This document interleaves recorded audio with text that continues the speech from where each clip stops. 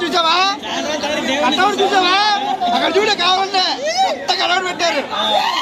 ఎక్కలా మహేష్ బాబు ఎలా ఉంటారు? Mass complex ఎలా ఉంది? మాస్ మామూలుగా లేదు. ఆఫ్టర్ పోకిరి అన్ని రికార్డులు అన్ని కూడా బద్దలైపోతాయి. ఎండాకాలం తింటాం మామిడికాయ పచ్చడి, వస్తుంది గుంటూరు కారం మెట్లెక్కేస్తాయి ఒక్కొక్కడికి ఎవరైనా. అందుకే చాలా మంది కొంతమంది పోస్ట్ పోన్ చేసుకున్నారు. ఇంకా మిగతా సినిమాలు కూడా పోస్ట్ పోన్ చేసుకోవడం మంచిది, ఎందుకంటే థియేటర్ దొరకవు. సినిమా కాదండి, సంవత్సరానికి సంక్రాంతి వస్తుంది.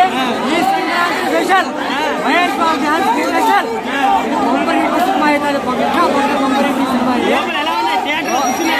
సీట్లు లేవు, కొంచెం ఉంది సీట్లు లేవు, ఎక్కడ కానీ ఖాళీగా లేవు. సంక్రాంతి లెవెల్లో ఉంది. సంక్రాంతికి స్పెషల్ ఓడుకుంటారు, కానీ సంక్రాంతికి గుంటూరు కారం వేరే లెవెల్ లో ఉంది. వేరే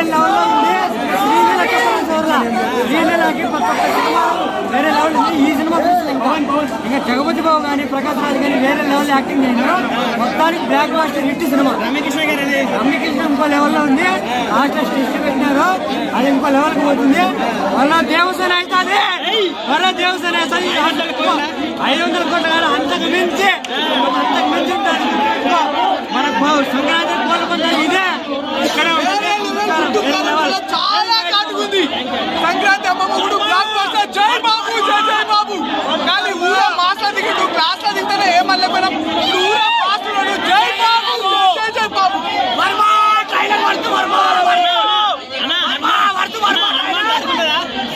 అన్న మేము అన్ని సినిమాలకు సపోర్ట్ చేస్తామన్నా. మా హీరో కూడా అన్ని హీరోలకు సపోర్ట్ చేస్తాడు. కానీ మేము అన్ని సినిమాలు ఎంజాయ్ చేస్తాము. దానికన్నా ఎంజాయ్ చేస్తాము. జై బాబు చాలా కాదు, చాలా కాదు.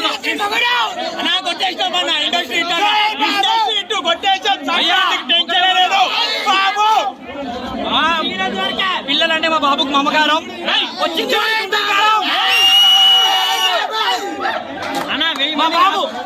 మా బాబు ధూమపానం బాక్స్ ఆఫీస్ కి హానికరం.